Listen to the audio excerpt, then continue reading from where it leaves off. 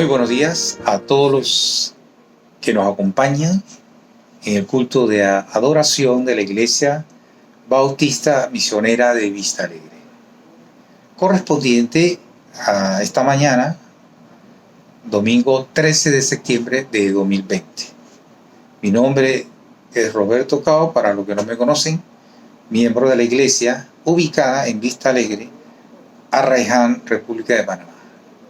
Le damos una cordial bienvenida y le invitamos a orar para entregar este tiempo al Señor. Oremos. Padre Celestial, te damos gracias por tu amor y misericordia, y en esta mañana te queremos entregar este tiempo para estar atento a lo que nos quieras decir por medio de la exposición de tu palabra, y para alabarte, oh Dios, en gran manera, porque tú eres un Dios grande y maravilloso. Ayúdanos, oh Dios, a adorarte en espíritu y en verdad. Todo esto te lo pedimos en el nombre de nuestro Señor Jesucristo. Amén. Ahora le invitamos a tener un tiempo devocional. Muy buenos días, amigos y hermanos. Vamos a tener hoy un breve estudio sobre algunas cosas relevantes de la Biblia, de la palabra de Dios. Vamos a tener una breve oración antes de iniciar. Señor, te damos gracias por este tiempo que tú nos vas a permitir aquí para hablar algunas cosas relevantes acerca de tu palabra. Gracias, Señor, bendícenos y sé con cada uno de nosotros. En el nombre de Cristo Jesús, amén. La Biblia es un compendio de libros. Está formada por 66 libros canonizados. Algunas Biblias tienen más de 66 libros, pero libros canonizados solamente son 66. De estos 66 libros nos encontramos 39 en el Antiguo Testamento y 27 en el Nuevo Testamento. ¿Cómo podemos grabarnos más estos libros? Nos podemos grabar más dividiéndolos en partes. Por ejemplo, el Antiguo Testamento lo vamos a dividir en 5 grupos de libros. El primero de ellos es el Pentateuco, lo que conocemos como el Pentateuco, los 5 libros de Moisés, los 5 libros de la ley. Esto es el Pentateuco. Después del Pentateuco vamos a tener 12 libros de historia del pueblo de Dios, los 12 libros de historia. Después de los 12 libros de historia vamos a tener 5 libros poéticos, libros que son, le llamamos de poesía, 5 libros. Después de estos 5 libros vamos a tener otro grupo más de 5 libros que son los famosos profetas mayores. Son 5 libros de profetas mayores, y no se confundan, no dejen que los confundan tampoco. Solamente son 4 profetas mayores. A veces preguntamos por ahí, ¿cuántos profetas mayores son? Y decimos que 5. Son 4 profetas mayores, los cuales escribieron 5 libros que conocemos como los profetas mayores. Después de estos 5 profetas mayores vamos a encontrarnos con 12 libros de profetas menores. Si sumamos los 5 del Pentateuco, los 12 de historia van 17, los 5 poéticos van 22, los 5 de profetas mayores van 27 y los 12 de profetas menores son los 39 libros del Antiguo Testamento. En el Nuevo Testamento nos vamos a encontrar 27 libros divididos de la siguiente manera. 4 libros que nos narran la vida de Jesús. También los conocemos como los Evangelios. 4 libros que nos narran la vida de Jesús. Después de estos 4 vamos a encontrar el libro de historia de la iglesia, la historia de la iglesia primitiva. el libro que se llama Hechos de los Apóstoles. Este es el libro de historia de la iglesia primitiva. Después de esto, nos vamos a encontrar con 14 cartas, 14 epístolas. Algunos les llaman 14 epístolas paulinas. Otros dicen que son 13 epístolas paulinas y que la epístola a los hebreos no fue escrita por Pablo. Algunos le atribuyen la escritura de esta epístola a Apolos. Pero sea cual sea que la haya escrito, lo que a nosotros nos debe interesar más es que esta epístola está entre los libros de la Biblia. Después de estas 14 epístolas, nos vamos a encontrar 7 epístolas universales. 7 epístolas universales. Epístolas son cartas. 7 epístolas universales. Estas 7 epístolas universales no están dirigidas a ningún grupo de personas, sino que son dirigidas a todos en ese momento. Después de estas epístolas universales nos vamos a encontrar con el libro de la Revelación, el libro profético del Nuevo Testamento, el Apocalipsis. Si sumamos los cuatro libros que narran la vida de Jesús, más el libro de historia de la iglesia van 5, más 14 epístolas van 19, más 7 epístolas universales van 26, más el libro de Revelación son los 27 libros. 27 más 39 son los 66 libros que conforman la Biblia. Esto es importante que nosotros lo sepamos, que siempre lo tengamos bien claro, los libros de la Biblia. Después en otra ocasión se los voy a decir todo de memoria y en orden. Hermanos, ahora vamos a seguir con un breve estudio de algunos hombres de Dios que encontramos registrados en la Biblia. Vamos a mencionar por ahora solamente 5 hombres de Dios. Y de estos 5 hombres de Dios, los 5 son del Antiguo Testamento. No quiere decir que en el Nuevo Testamento no haya hombres de Dios. Claro que hay hombres de Dios en el Nuevo Testamento. No quiere decir que en la Biblia no haya mujeres de Dios. Claro que hay mujeres de Dios en la Biblia, registradas en la Biblia. Pero vamos a estar estudiando solamente estos 5, porque el tiempo no nos da para estudiar a todos los que quisiéramos estudiar. Y de estos 5, el primero de ellos es Moisés. ¿Quién era Moisés?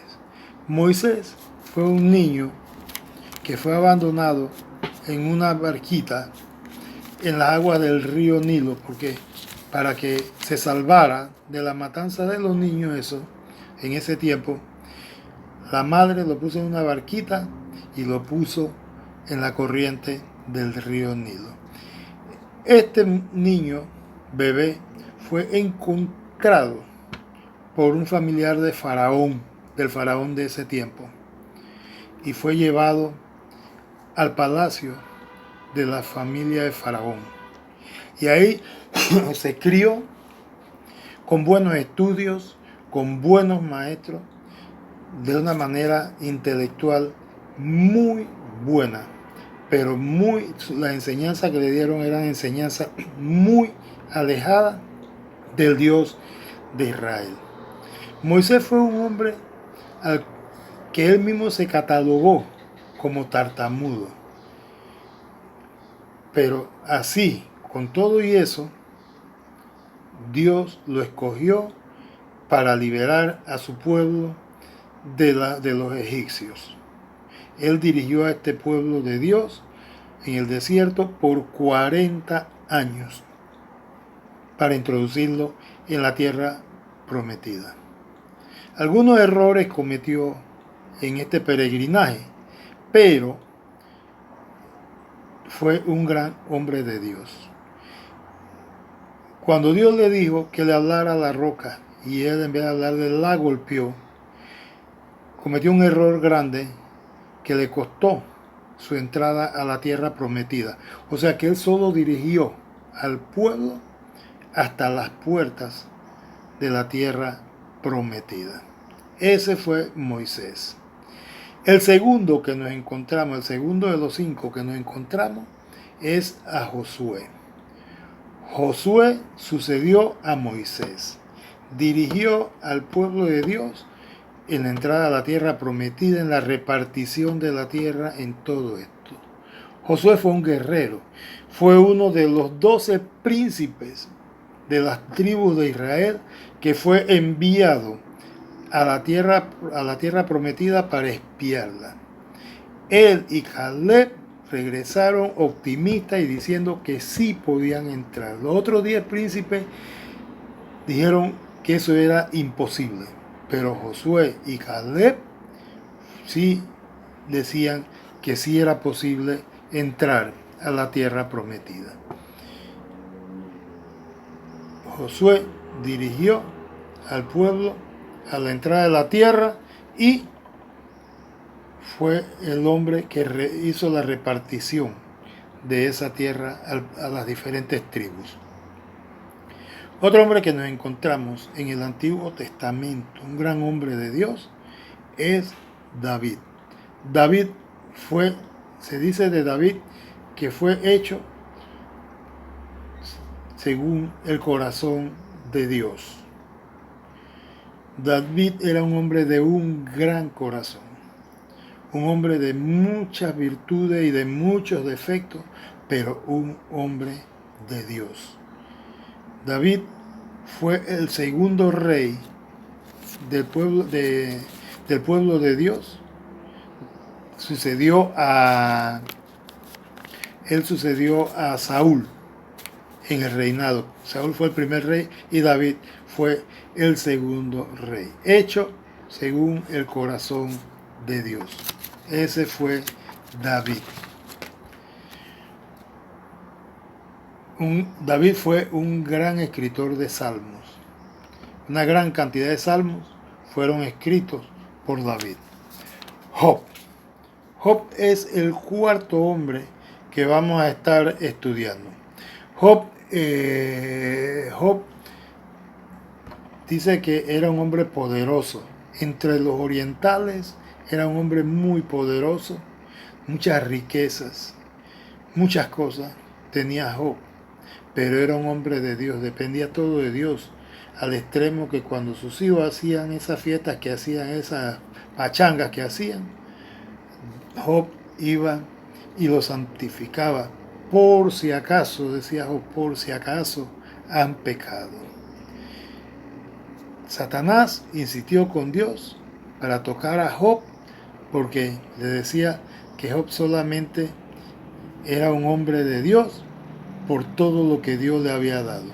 Dios le permitió a Satanás tocar todo lo que Job tenía, aún sus hijos, su riqueza, todo lo que él tenía, Satanás lo tocó y todo lo acabó.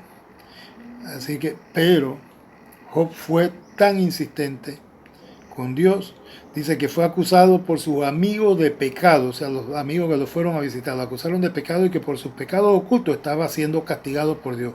Su esposa, que fue lo único que Dios no le quitó, dice, le aconsejó maldecir a Dios y morir.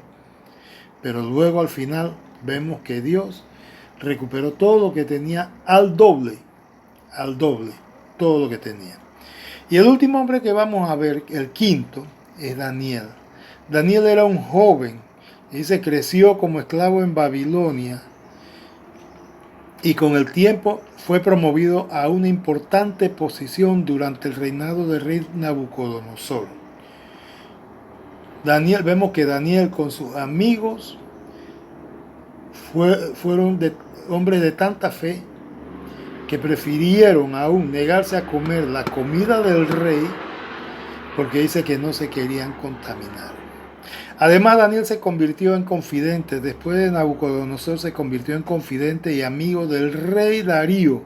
Pero debido a la envidia que sentían hacia Daniel, los hombres convencieron al rey para que creara una ley en donde solo lo adoraran a él, a ningún otro dios o persona. Fiel a Dios, al Dios de Israel, Daniel continuó orando y por desobedecer la nueva ley fue arrojado en un foso de leones. Daniel aceptó el castigo sin ninguna queja. Pero esa noche que estuvo ahí pudo dormir en paz, dice, en aquel foso. Pero el rey Darío estuvo toda la noche preocupado por él. Daniel fue liberado de ese foso. Los leones hambrientos no se lo comieron. Este fue un gran hombre de Dios, Daniel. Bueno, con estos 5 hombres que hemos visto rápidamente, porque esto ha sido algo muy rapidito ahí, concluimos en el día de hoy con este devocional. Espero que el Señor les bendiga abundantemente.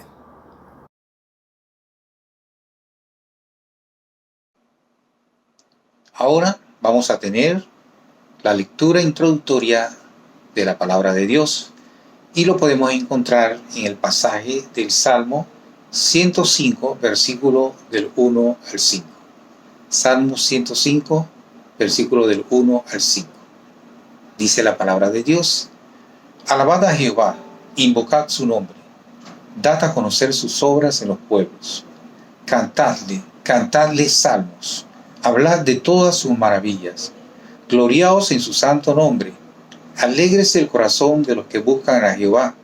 Buscad a Jehová y su poder, buscad siempre su rostro. Acordaos de las maravillas que él ha hecho, de sus prodigios y de los juicios de su boca. Hermanos, le invitamos ahora, después de esta lectura de alabanza al Señor, a alabarle ahora por medio de 2 cantos o himnos que nos dirigen los hermanos del grupo de cantos de alabanza.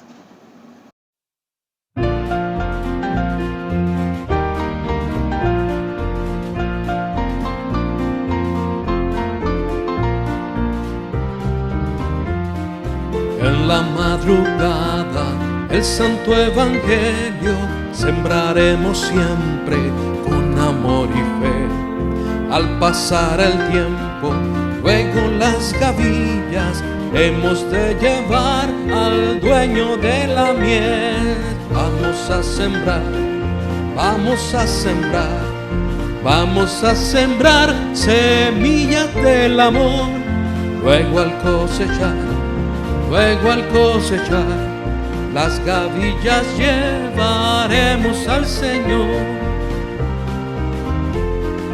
Aunque haga sol, aunque haga sombra, siempre sembraremos con gran devoción. Y allá veremos fruto del trabajo, almas disfrutando eterna redención. Vamos a sembrar, vamos a sembrar, vamos a sembrar semillas del amor. Luego al cosechar, las gavillas llevaremos al Señor. Mucho es el trabajo de sembrar la tierra con el evangelio de la salvación. Para los obreros fieles Dios promete que recibirán eterno galardón. Vamos a sembrar, vamos a sembrar, vamos a sembrar semillas del amor. Luego al cosechar, las gavillas llevaremos al Señor.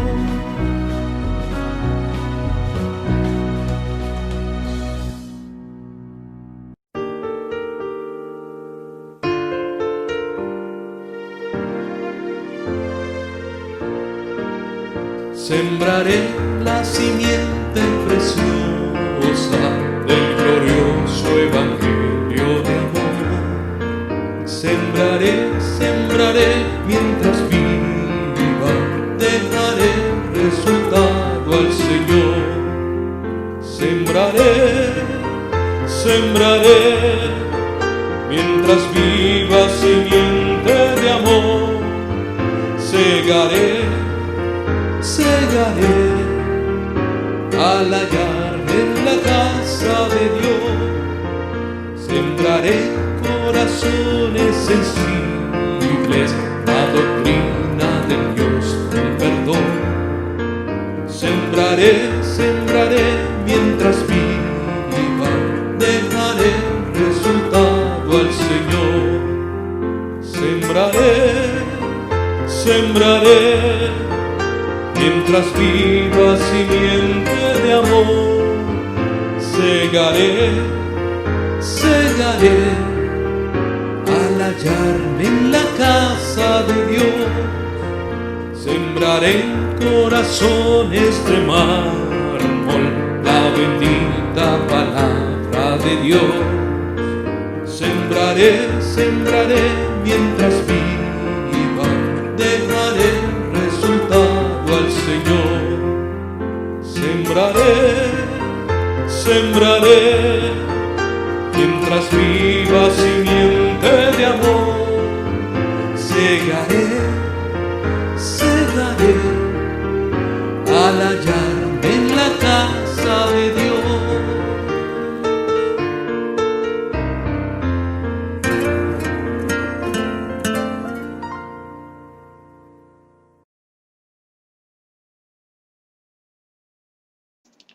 Les invitamos para que nos preparemos para la lectura de la palabra de Dios, la cual va a ser el texto bíblico en la cual va a tratar el mensaje de esta mañana. La podemos encontrar en 2 de Timoteo capítulo 2, versículos del 1 al 13. 2 de Timoteo capítulo 2, versículos del 1 al 13. Tiene como tema un buen soldado de Jesucristo. Tú pues, hijo mío, esfuérzate en la gracia que es en Cristo Jesús. Lo que has oído de mí ante muchos testigos, esto encarga a hombres fieles que sean idóneos para enseñar también a otros. Tú, pues, sufre penalidades como buen soldado de Jesucristo. Ninguno que milita se enreda en los negocios de la vida a fin de agradar a aquel que lo tomó por soldado. Y también el que lucha como atleta no es coronado, sino lucha legítimamente. El labrador, para participar de los frutos, debe trabajar primero. Considera lo que digo y el Señor te dé entendimiento de todo. Acuérdate de Jesucristo, del linaje de David, resucitado de los muertos, conforme a mi evangelio, en el cual sufro penalidades, hasta prisiones, a modo de malhechor, mas la palabra de Dios no está presa. Por tanto, todo lo soporto por amor de los escogidos, para que ellos también obtengan la salvación que es en Cristo Jesús con gloria eterna. Palabra fiel es esta: si somos muertos con Él, también viviremos con Él. Si sufrimos, también reinaremos con Él. Si le negaremos, Él también nos negará. Si fuéremos infieles, Él permanece fiel. Él no puede negarse a sí mismo. Que Dios nos bendiga por medio de su palabra. Y ahora le invitamos a escuchar el mensaje de la Escritura que nos trae nuestro hermano José Luis Salguero.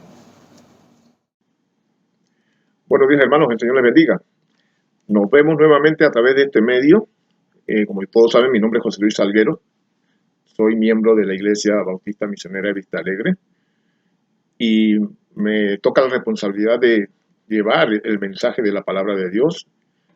Qué bueno que podemos saludarnos a través de esta transmisión que estamos haciendo desde acá, desde Panamá. Un saludo a todos los hermanos, que de verdad que les extrañamos muchísimo. Pero en esta oportunidad vamos a estar meditando hoy, domingo 13 de septiembre, en un pasaje de la Escritura que se encuentra en 2 de Timoteo capítulo 2, versículos del 1 al 7.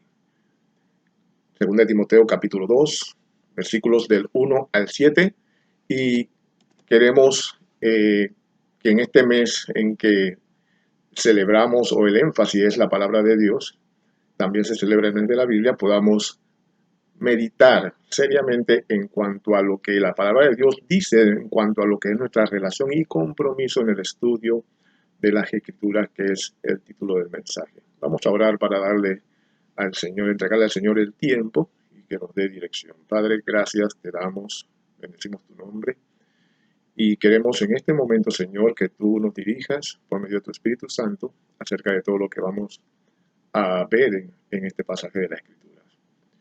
Permite que nuestros espíritus estén sometidos a la dirección de tu Espíritu Santo, de a lo que la palabra nos dice, para que podamos aplicarla y ponerla por obra. Te bendecimos y te damos las gracias por tu santa y divina palabra, en el nombre de Jesús. Amén. Bien, vamos a 2 Timoteo capítulo 2, los versículos del 1 al 7, y dice así la Escritura. Tú pues, hijo mío, esfuérzate en la gracia que es en Cristo Jesús. Lo que has oído de mí ante muchos testigos, esto encarga a hombres fieles que sean idóneos para enseñar también a otros. Tú pues sufre penalidades como buen soldado de Jesucristo. Ninguno que milita se enreda en los negocios de la vida a fin de agradar a aquel que lo tomó por soldado. Y también el que lucha como atleta no es coronado, sino lucha legítimamente. El labrador, para participar de los frutos, debe trabajar primero. Considera lo que te digo, y el Señor te dé entendimiento en todo. Eso es lo que dice la Escritura ahí en 2 Timoteo, capítulo 2, versículos del 1 al 13. Yo quiero introducir este tema. Primero, que hagamos una reflexión seria acerca de lo que es la relación y compromiso en el estudio de las Escrituras. Y tenemos que entender que el proceso de enseñanza-aprendizaje que practicamos, no solamente en la escuela dominical, sino también en el discipulado, es muy importante que lo tengamos claro. Fíjese, el aprendizaje implica que nosotros como discípulos vamos a adquirir algo, cierto conocimiento del cual obviamente carecemos.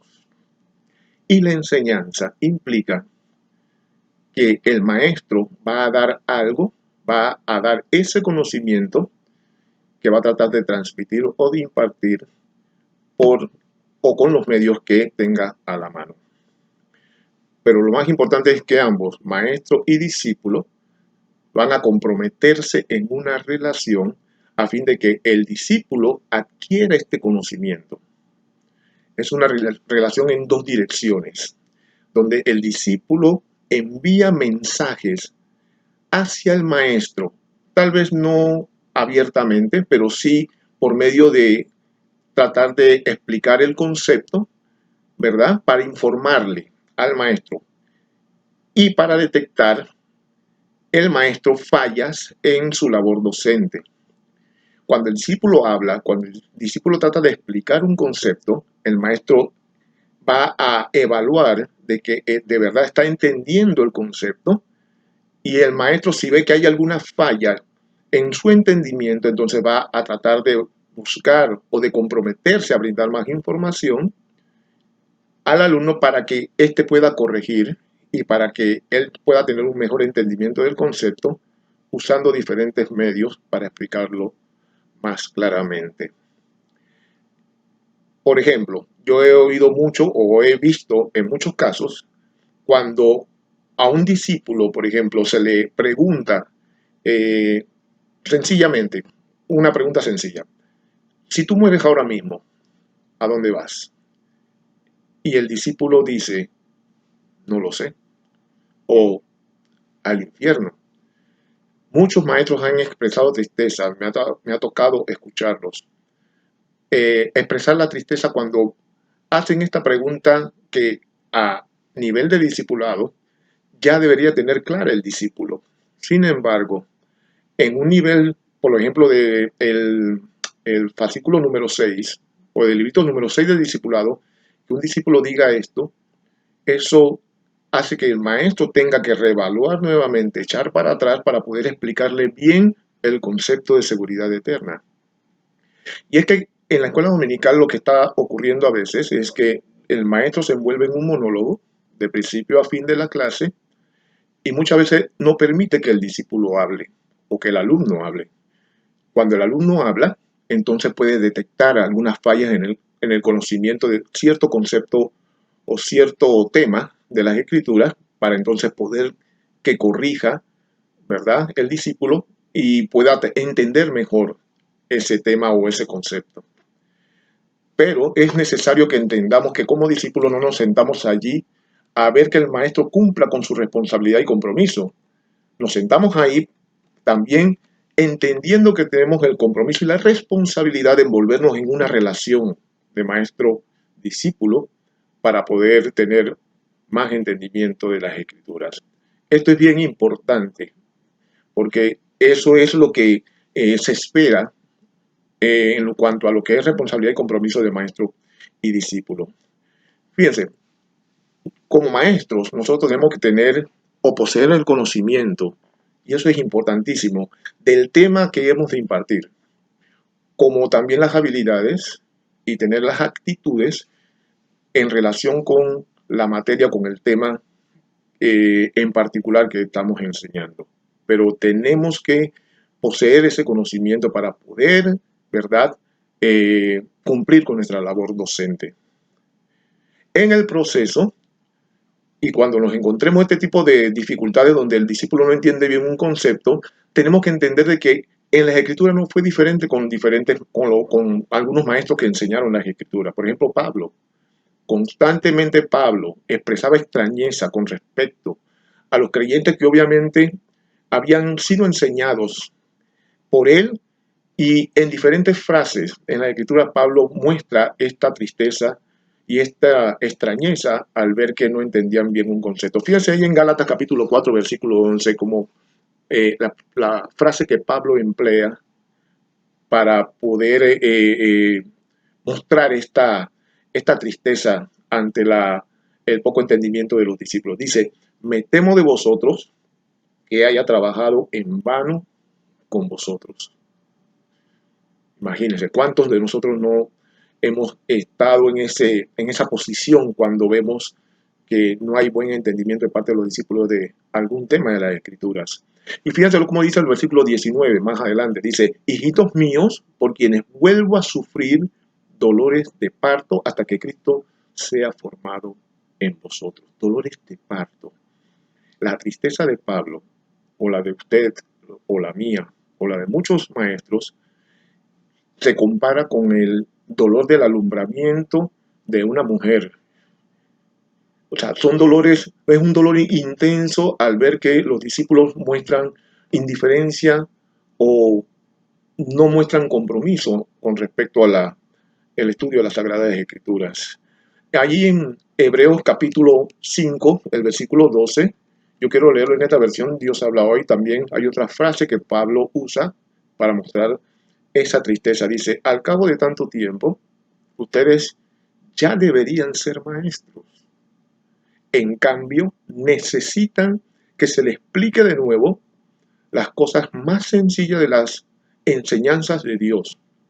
Han vuelto a ser tan débiles que en vez de comida sólida, tienen que tomar leche. Wow. O sea, el Pablo, al ver que los discípulos no entendían bien el concepto de las escrituras, Pablo podía ver cómo la doctrina, usando la figura del alimento, se les atoraba aquí en el cuello. No podían digerirla. ¿Por qué? Porque todavía no estaban preparados para poder digerirla. De manera que Pablo tenía que reevaluar nuevamente con ellos y tenía que volver atrás, pero empezando nuevamente a darles leche hasta que pudieran llegar a ese nivel de poder digerir algo sólido. Es triste, pero necesariamente en el proceso de enseñanza-aprendizaje o en el proceso de lo que es la educación cristiana va a ocurrir este tipo de cosas. Fíjense en el primer versículo del capítulo 2 de 2 Timoteo. Pablo muestra algunos ejemplos de la fe y de perseverancia, empezando desde el capítulo 1. Hay varios ejemplos allí. y los cita por nombre. Uno es Onesíforo, Loida y Eunice. Todos recuerdan a Loida e Eunice, que instruían a Timoteo en cuanto a lo que eran las Sagradas Escrituras. Pero también Pablo presenta varios ejemplos de cobardía y apostasía. También los cita por nombre. Uno de ellos es Figelo, el otro Hermógenes, allá en el capítulo 1. El otro fue Himeneo y Fileto, en el capítulo 2. Y Janes y Jambres, en el capítulo 3. ¿Qué se decían de estos discípulos? Se habían desviado de la verdad, diciendo que la resurrección ya se efectuó. Después de haber enseñado Pablo acerca de la resurrección, mostró extrañeza que estos discípulos vinieran con un tema diferente a lo que él había enseñado. Y también dice de ellos que trastornan la fe de algunos. Y esta palabra es bien fuerte. Trastornar es una perturbación de los discípulos por la conducta libertina de algunos de los miembros de la iglesia. Ahí en 2 Timoteo capítulo 2, versículo 18 lo vemos. Dice que esta perturbación o ese trastorno produjo un cambio o una alteración en el curso normal de la fe de los discípulos. Es fuerte la palabra porque esa forma de comportarse los perturbó y los trastornó de tal manera que su fe se vio afectada. En 1 Timoteo capítulo 1, versículo 20, también se nombra a Himeneo con otra persona, Alejandro. ¿Y qué se dice de Alejandro? Dice que resiste a la verdad, era corrupto de entendimiento, reprobado en cuanto a la fe y de la insensatez que era manifiesta a todos. Y es que cuando no hay una buena conciencia informada por la palabra de Dios, es fácil resistir lo que ha sido establecido por Dios.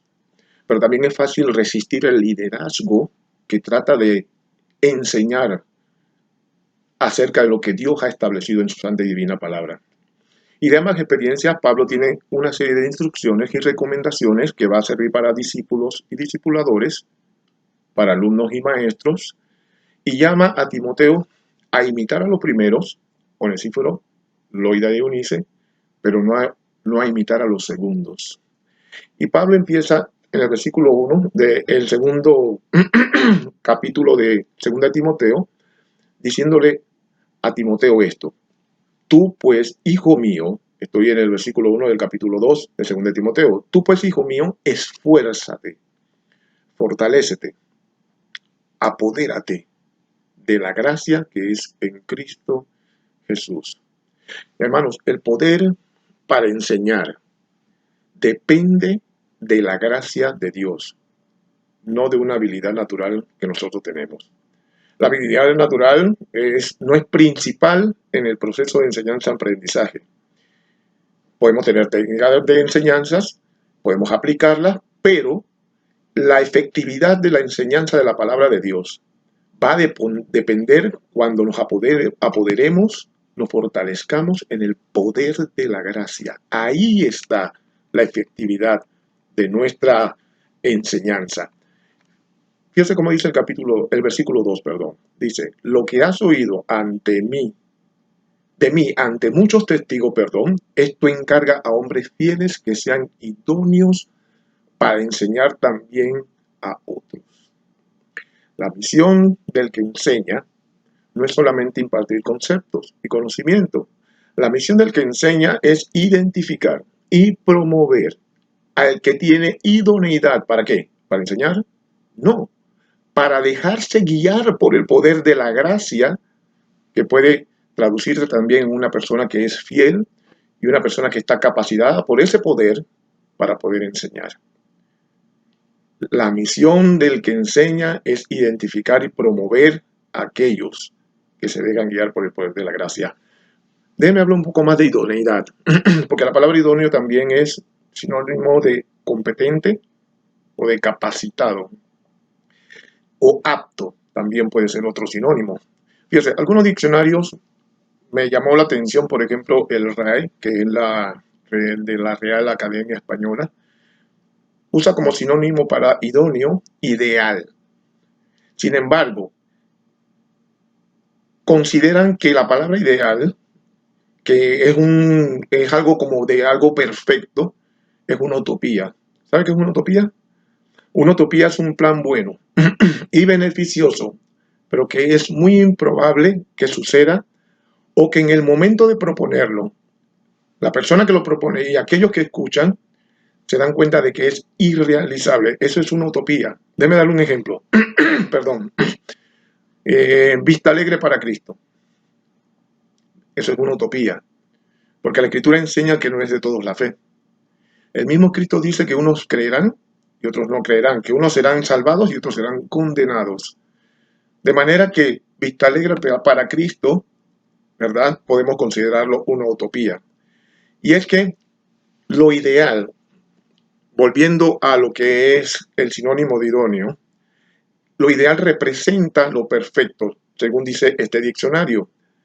Pero al acercarse a aquello que es ideal o perfecto, esto deja de serlo al conocerse sus defectos. Por eso es que este diccionario dice que ideal para lo que es sinónimo de idóneo es una utopía.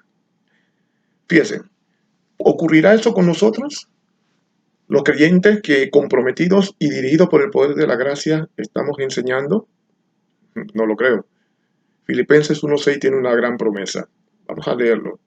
Dice, estando persuadidos de esto, que el que comenzó en vosotros la buena obra, la perfeccionará hasta el día de Jesucristo. ¿Quién comenzó la buena obra? ¿O quién comienza la buena obra? El Señor, nuestro Dios. Y la promesa es que eso será perfeccionado por Él hasta el día de Jesucristo, para todo aquel que se deja guiar por el poder de la gracia. En 2 Corintios capítulo 3, versículo 5, yo voy a leerlo en esta versión. Dios habla hoy nuevamente para que se pueda entender un poco más claro. Dice, no es que nosotros mismos estemos capacitados. O sea, la capacidad no viene de nosotros, hermanos. Lo recalca la Escritura. No es que nosotros mismos estemos capacitados para considerar algo como nuestro. Al contrario, todo lo que podemos hacer viene de Dios. De manera, hermano, que un maestro fiel, un maestro creíble, es aquel que muestra convicción en lo que cree, pero también que transmite esa convicción a su discípulo o a su alumno. En Tito capítulo 2, versículo 10, fíjese cómo lo pone el apóstol Pablo en esta carta que le envía al pastor Tito. Dice, no defraudando, sino mostrándose fieles en todo para que en todo adornen la doctrina de Dios nuestro Salvador. Y esto lo habla en el contexto de esclavos y amos. Pero es importante lo que dice al final, porque también se puede aplicar para todo. Sino mostrándose fieles en todo. Ese es nuestro testimonio. Para que en todo adornen la doctrina de Dios nuestro Salvador. ¿Qué es un adorno? Un adorno es algo que mejora la apariencia de algo. Un objeto que mejora la apariencia de algo. Cuando una dama sale a la calle y se pone, se pone algo en la cabeza, mejor dicho, eso adorna, ¿verdad?, su apariencia. Cuando en un cuarto vacío usted pone por lo menos una mesa con un florero, eso adorna la apariencia del cuarto. Y es que de manera que la doctrina que nosotros enseñamos y practicamos nos hace ver mejores y por consecuencia esa mejora hace que los que nos miren tengan una buena opinión de aquel que inspiró la doctrina y ese es nuestro gran Dios. Así que el conocimiento, recuerde, que envanece cuando no es aplicado. Ese conocimiento, en vez de ser provechoso, lo que nos va a dar es un aire de superioridad. El conocimiento con entendimiento, ese es el conocimiento que transforma. Y tenemos que estar preocupados por transmitirlo de esa manera. Así que si no crecemos, nos estancamos y nos vamos a volver también apáticos. O sea, indiferentes, y mostrando desinterés a lo que es las Sagradas Escrituras. Pablo usa tres metáforas como punto 2, tres metáforas o ilustraciones para enseñar y animar a discípulos y discipuladores en cuanto a lo que es el proceso de la educación cristiana. El que milita, dice Pablo, también usa la ilustración del que compite, usa la ilustración también del labrador, y tenemos que estar conscientes de que tienen que llevar todas estas ilustraciones, nos enseñan que tenemos que llevar una vida de disciplina y sacrificio para lograr los resultados que esperamos y que Dios también aprobará. El que milita.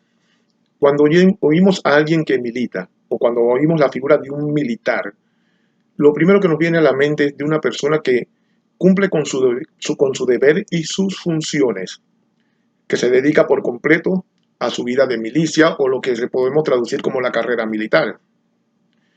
Pero también el que milita es una persona que protege, que vigila, que custodia. En este caso nosotros como maestros, ¿verdad? Si militamos dentro de lo que es las filas del Evangelio, estamos protegiendo, vigilando y custodiando que la palabra de Dios no sea adulterada y también que la palabra de Dios se mantenga pura. Y eso tenemos que transmitirlo a los discípulos y los discípulos tienen que comprometerse y ser responsables con esta enseñanza. 1 Timoteo capítulo 5, versículo 21, fíjense cómo lo dice el apóstol Pablo. Te insto, le dice a Timoteo, te insto delante de Dios, de Cristo Jesús y de los santos ángeles, a que sigas estas instrucciones sin dejarte llevar de prejuicios ni favoritismos. 1 Timoteo 6:20, recalca Pablo nuevamente a Timoteo, cuida bien lo que se te ha confiado. En ese marco, nosotros tenemos que cumplir con nuestro compromiso y responsabilidad para aprender y para también enseñar. El atleta, dice Pablo, cuando oímos del atleta, sabemos de que es una persona que para poder ganar el premio tiene que entrenar duro. En Estados Unidos, en los gimnasios hay una frase que reza en inglés de esta manera: no pain, no gain. ¿Qué significa eso? Si no hay dolor, no hay ganancia. Y eso solamente significa una cosa, que cuando somos soldados dentro de las filas del Evangelio, tenemos que someternos a las reglas y tenemos que jugar legítimamente. Pues no queremos perder el premio y no queremos ser hallados infieles al no someternos a ellas o jugar legítimamente. Déjeme decirle otras reglas del atleta. En los tiempos de Jesús o de Pablo, los atletas llevaban un periodo de preparación. Dice que se precisaba de un entrenamiento de 10 meses bajo la dirección de jueces adiestrados. Y los atletas se abstenían de vino y llevaban una rígida dieta y también buenos hábitos. Entrenaban duro para no correr en vano, tal como dice Filipenses capítulo 2, versículo 16. Y toda esa disciplina del entrenamiento la cumplían cabalmente para que no fuera inútil el trabajo o el desempeño que iban a tener en las competencias. Una disciplina rigurosa, espiritualmente hablando, es enseñar con gran exactitud y precisión, tal como lo dice 2 Timoteo 2:15, que el que enseña tiene que cortar con precisión las escrituras.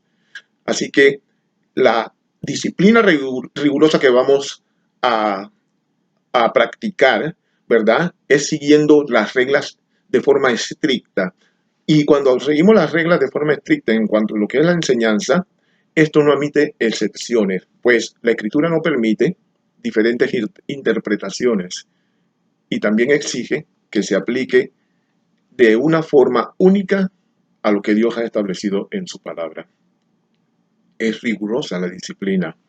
Solamente de esa manera, mis queridos hermanos, los buenos discípulos y los buenos discipuladores son los que soportan el entrenamiento más riguroso.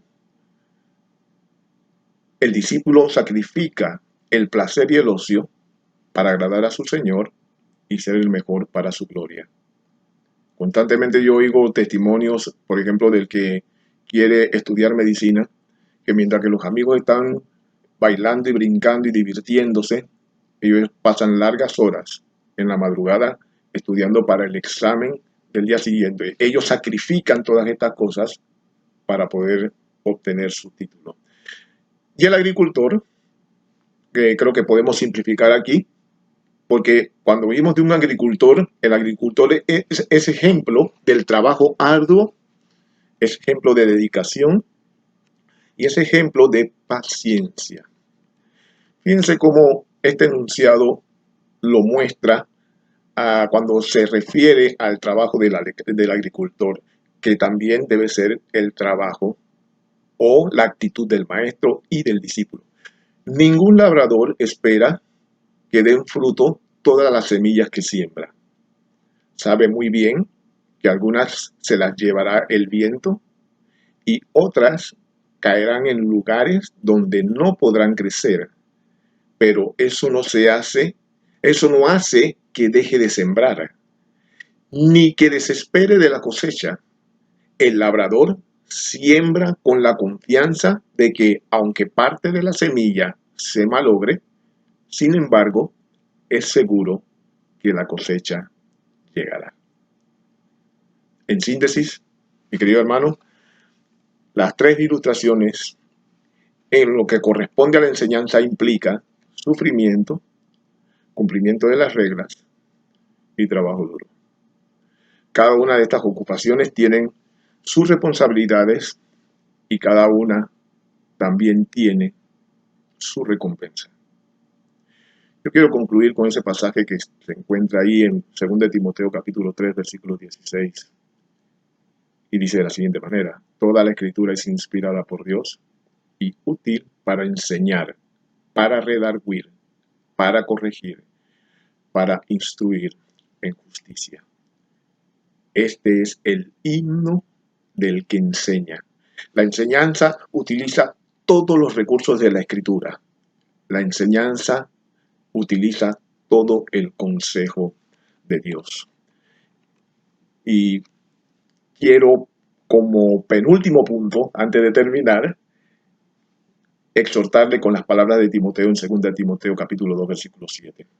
Considera lo que digo y el Señor te dé entendimiento en todo. Yo no quiero terminar este mensaje sin que antes pueda hablarle a usted que nos escucha y que todavía está en una posición de incredulidad. Todavía está con la esperanza de encontrar algo que pueda transformar su vida y que pueda darle paz. Mi querido amigo, ¿qué hace todavía probando diferentes situaciones que todavía no pueden darle lo que realmente está buscando? Déjeme decirle que Cristo no es una opción. Cristo es la única solución para el pecado del hombre. Y usted en esa posición de incredulidad, usted tiene que venir a Cristo, como dice Juan 1:12, no solamente creer en Él, sino también recibirlo. Poner su vida en sus manos para confiar en Él. Venga a Cristo. Deje de estar probando asuntos que no dan ningún resultado para lo que es la vida espiritual que usted está buscando, para tener la paz espiritual que usted necesita. Venga a Cristo en arrepentimiento y fe, y solamente de esa manera podrá ser hijo de Dios, y solamente de esa manera podrá ser discípulo de Jesucristo. Gracias por su atención. Yo voy a orar para despedirnos. Padre, gracias. Tu palabra es preciosa. Y cuando una vez que somos comprometidos y disciplinados y estudiamos de una manera profunda las Escrituras, de manera que podamos sumergirnos en ella y aplicarla a nuestra vida, entonces cada día veremos nuestras vidas transformadas y la vida de aquellos que estamos discipulando también transformada, Señor. Te pedimos por el ministerio de la educación en cada iglesia, para que tú, Señor, conforme al poder de la gracia, puedas ir transformando las vidas de jóvenes, adultos, de niños, para tu gloria. Te lo pedimos, Señor, en el nombre de Jesucristo. Gracias por tu palabra, en Cristo Jesús. Amén. Dios me lo bendiga, mi querido hermano. Hermanos, ya estamos finalizando. Vamos a tener un tiempo para orar por los hermanos que cumplen años y por algún aniversario de boda. En este caso tenemos a la hermana Blanca Cao, que cumplió el 7, Elisha Tuñón y la hermana Carmen Escudero, que cumplieron el 8 de septiembre. Y también vamos a orar por un aniversario de boda de Alicia y Oscar, que fue el día 10. Oremos. Señor, te damos gracias por estos hermanos. Gracias porque ellos se conocen, Dios. Gracias por Blanca, por Elisha y por la hermana Carmen Escudero, que cumplieron años, oh Dios, en esta semana. Dios, sabemos que ellas tomaron la decisión, oh Dios, de seguirte como Salvador y Señor. Te pedimos, Señor, que tú siempre estés con ellas y que ellas estén siempre fuertes espiritualmente y físicamente, oh Dios. Que ellas tengan con ese mismo deseo de seguirte, de alabarte y de servirte, Señor. Te pedimos que cumpla los deseos de su corazón y que, Señor, el plan de Dios para su vida, Señor, y aún sus planes personales, Señor, puedan cumplirse, Dios. Sigue bendiciéndolas en su vida y también te pedimos que bendiga a los que están alrededor de ella por medio de sus vidas, como hasta ahora lo ha hecho, Señor. Te damos gracias por Alicia y por Oscar, Señor, por esta pareja, Señor, que tú, Señor, oh Dios, los sigas bendiciendo, que les siga dando sabiduría para saber cómo manejarse como esposos, como padres, como amigos, como vecinos, Señor. Que sigas bendiciendo este hogar, esta familia, y que siga, Señor, ellos puedan seguir, oh Dios, con el deseo de serte fiel a ti, incluso a ellos mismos. Te lo pedimos en el nombre de nuestro Señor Jesucristo. Amén. Hermanos, ahora vamos a tener una oración de despedida. Pero antes, hermanos, recordemos ser fieles en nuestras ofrendas y diezmos, que es una manera también de adorar a nuestro Dios. Oremos. Damos gracias a Dios por este tiempo que hemos dedicado para la alabanza y enseñanza de su nombre. Y le pedimos que nos guarde en todo momento y nos ayude en nuestras necesidades como hasta aquí nos ha ayudado. Y que podamos poner nuestra confianza siempre en Él y llevar el Evangelio del Evangelio a los que no lo conocen y ayudar a nuestro prójimo. Todo esto te lo pedimos en el nombre de nuestro Señor Jesucristo con acción de gracias. Amén.